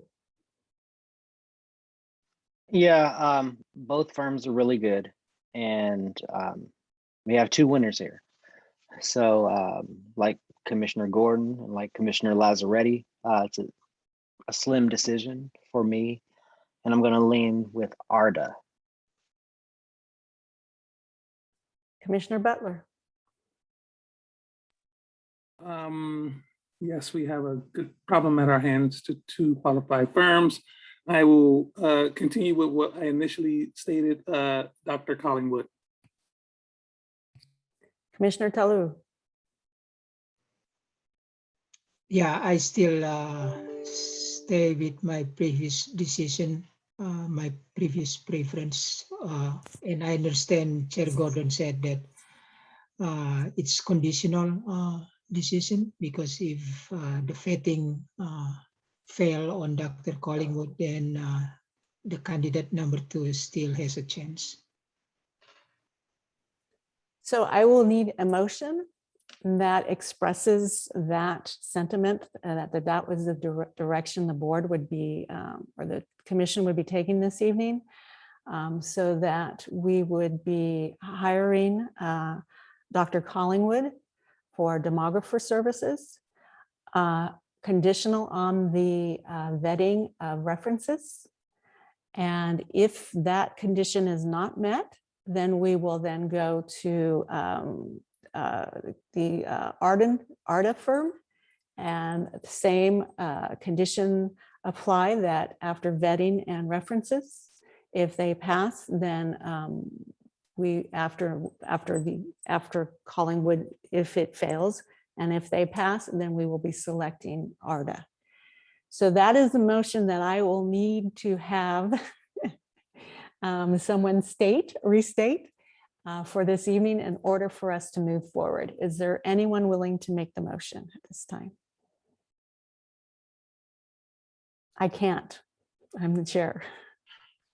Okay, well, I'll make an attempt that we tentatively offer the contract to Dr. Collingwood Research based on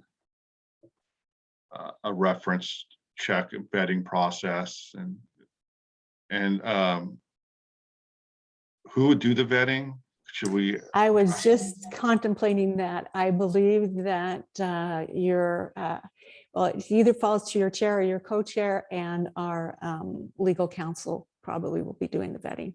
I think we'll probably leave it up to our legal counsel, as it's somewhat unusual for commissioners or board members to be calling on references and vetting candidates. But I think there'll be need some guidance along those lines. Am I misspeaking, Mr. Pitts? Correct me if I'm wrong. I think that's appropriate. And I'm sorry to keep throwing more questions out there, but before we make the final proposal and vote, since Dr. Collingwood is in New Mexico, I just wanted to confirm that he or representatives will be traveling up here as part of the contract to be taking part in the community outreach. Is that correct? Let's see if the answer is in the chat. You said yes. Okay, so I would like to make a motion that we make a tentatively approve the contract for Collingwood Research based on vetting. And if the vetting should And not, if the vetting should fail to meet our standards, that we undertake the same process for ARDA to vet. And if their vetting process succeeds or meets our standards, if the vetting process meets our standards, then the contract will, in that case, be offered to ARDA. Does that make any sense? that was very well said. I have a motion. Is there a second? I second. I have a motion by Commissioner Lazzaretti, second by Commissioner Taru. Roll call vote, Ms. Forrest.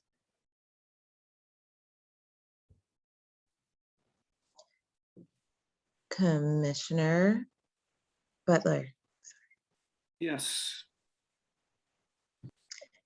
Commissioner Diaz-Noriega, Absent. Commissioner Tualu, Yes. Commissioner Hilliard, Yes. Commission Chair Gordon, Yes. Commissioner Lazzaretti. Yes.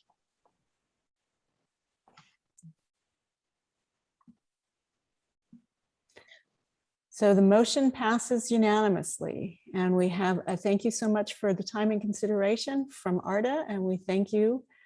And at this point in time, we will be moving on to our next agenda item. Thank you both for applying. We will be in contact, and we wish the best to both of you, and thank you both again very much for applying to our district. We are very grateful. Thank you. And moving on to our next agenda item is B, discussion of plans for outreach, including report from the subcommittee.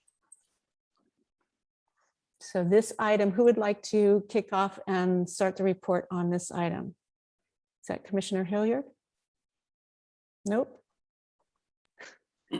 I can. Commissioner Butler? Yes.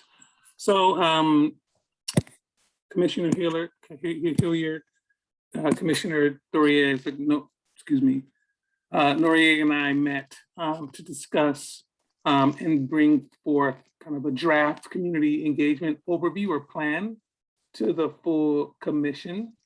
And, you know, we outlined kind of our overall general purpose, some of the goals and the goals of the community engagement strategy or effort, and then some of our desired outcomes. I think we still need more clarity on our budget, which I don't think we finalized yet. So we would need to have some more clarity on or agree on a budget or name a budget, because some of these items would require the expenditure of resources. And also there were a couple of other questions we had. So, but just for the sake of the update, what we stated as our purpose or what we wanted to accomplish with respect to community engagement is really to solicit input from the public regarding the Redistricting Commission redrawing of West Contra Costa trustee area maps. Our goal would be to have a comprehensive outreach effort that's inclusive of the diverse communities that live throughout West Contra Costa Unified School District.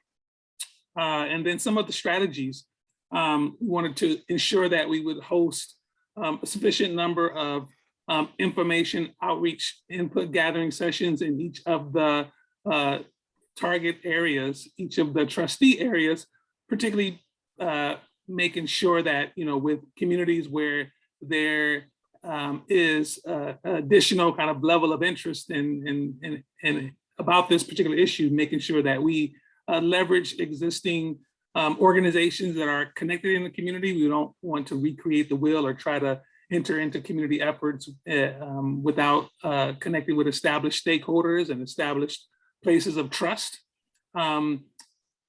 We also had questions or had a goal around much more of a broader social media strategy and really trying to leverage online tools to solicit input as well. We looked at a couple of examples, primarily in the city of Oakland, where their redistricting committees seem to have a much more broad and comprehensive strategy around gathering community input. And we wanted to ensure that and want to ensure that all sessions are accessible to, again, a diverse and broad range of folks, whether we design and go forward with those being in person or online as well. So really making sure that there is accessibility to our efforts to gather input from the stakeholders throughout the trustee areas. So I'll pause there to see if Commissioner Hilliard had anything to add, and then wanted to uplift the additional questions that we had, which may be aimed at Mr. Pitts. Yeah, Omar, I think that's a great summary. I have nothing to add. Thanks.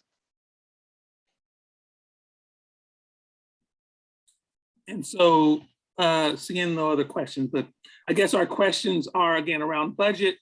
I think we need to get more clarity on how we could leverage the school district, kind of like the Family and Community Engagement Department, which is charged with doing this type of work or engaging community. So what's our relationships and what's our ability to engage the staff in those areas to really be able to disseminate information, but also use their current outreach strategies or mailing lists or whatever type of information they have to reach parents and community-based organizations.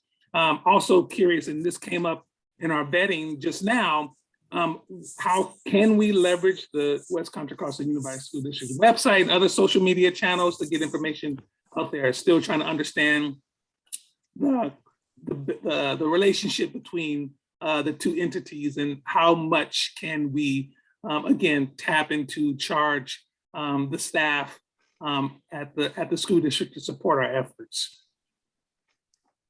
Very well said. Do we have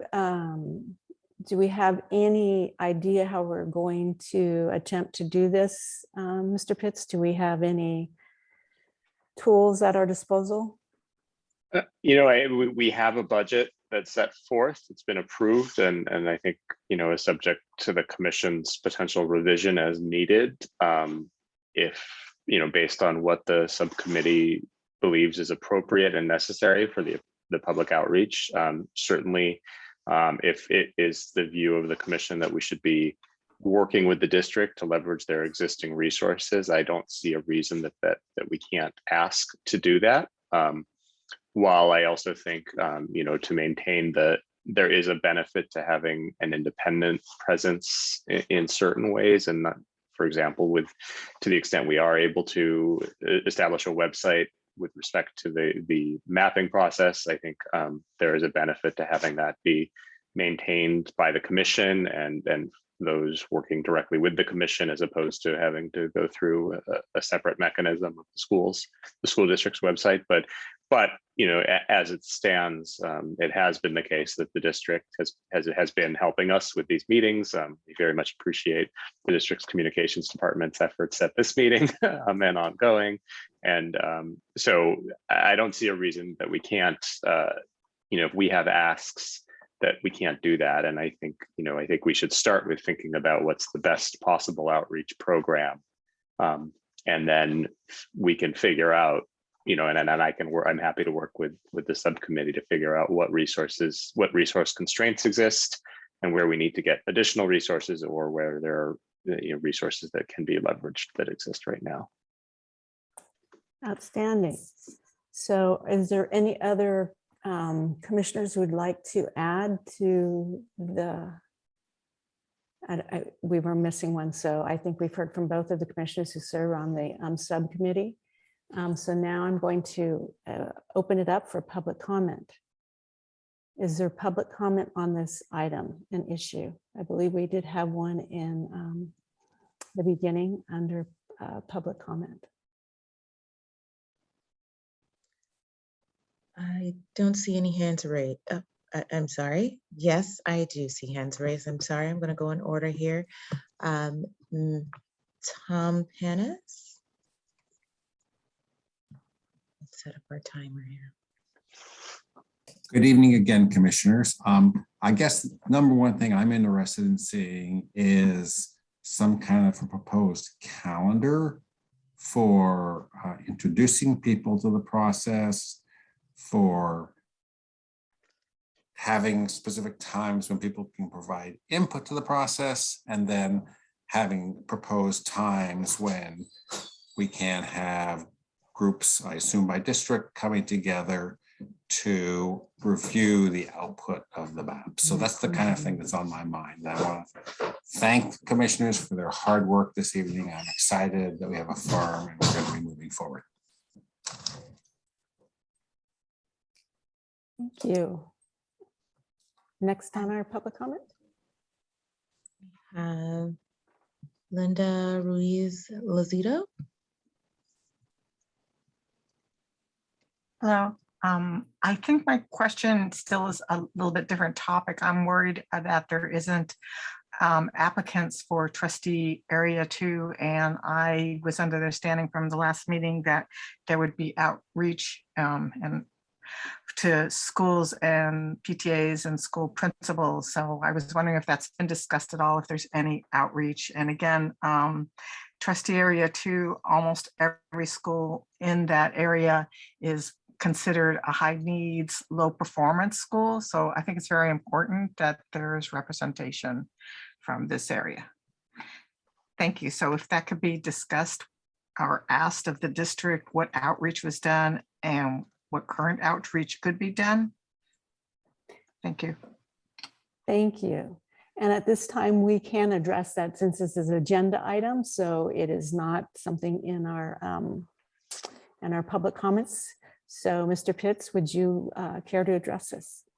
Yes, my understanding, this was an issue that was raised at the last commission meeting, and that I did communicate the ideas that were raised at that meeting to the school district following that meeting. And my understanding is that the district has said that it is willing to, and will be, if it has not already, communicating through principals information about the trustee area 2 vacancy, and using other communication mechanisms that are available to increase outreach to the position, with the understanding that at the same time there is a need to fill the position as quickly as possible. Thank you. We also have information from the district's counsel, Jonathan Barry Smith, for more information about this process. Thank you, Jonathan. Yes, of course. Just to echo what Mr. Pitts was stating, the district has in fact sent language to the principals of the trustee area to schools in order for them to promote the need to fill the vacancy. I do not know if who the principals have sent that information to, if they've done it already, but I know that the district has sent them sample language. And I also believe that the district has posted on social media or is in the process of getting the English language translated to Spanish, and will has already posted that or is definitely close to doing so. So we have definitely, the district has definitely done, I believe, a good job of listening to the commission members' concerns and working hard to make sure that this vacancy is known and everyone is privy that they can apply to it, and that both young folk and non-citizens are eligible to apply. Thank you. Is there further public comment on this item? No more public comment at this time. Thank you. So for next steps, I believe then that we are at the point where we're going to probably get down to calendars, places perhaps. And I believe I heard Mr. Pitts say that he would be happy to meet with the subcommittee again and work on those next steps. Is that correct? Is that what we're understanding? Everybody in agreement? Got a couple, there we go. There's those, okay. Mr. Pitts, are you in agreement? Absolutely. All right. Moving on to our next agenda item. We have item C now, our discussion of existing court deadlines and possible modifications thereto. And this is one that I can introduce to the commission. Thank you. This was raised by Commissioner Lazzaretti as a point of discussion for this agenda. And I think that the relevant information has already been shared with the commission during the start of the meeting in the discussions during the public comment by Mr. Rafferty. But the information that Mr. Rafferty shared, and which is consistent with my understanding, is that the plaintiff and in the case and Mr. Rafferty have started discussions with the school district about about modifying the deadlines that exist under the current stipulated judgment to provide the commission with sufficient time to get to do the work that's necessary to create a map that it is done efficiently and within the time that state law requires, but that also provides time for adequate public input and consultation with the demographer and the like. So that process is not completed, but my understanding is that those conversations have started, and that that they will be speaking with the commission, or the commission will be informed about the progress of those, obviously, because it is the commission's work that is at stake. Thank you. Questions or comments from board members, from commissioners? Seeing none, we'll open this up to public comment.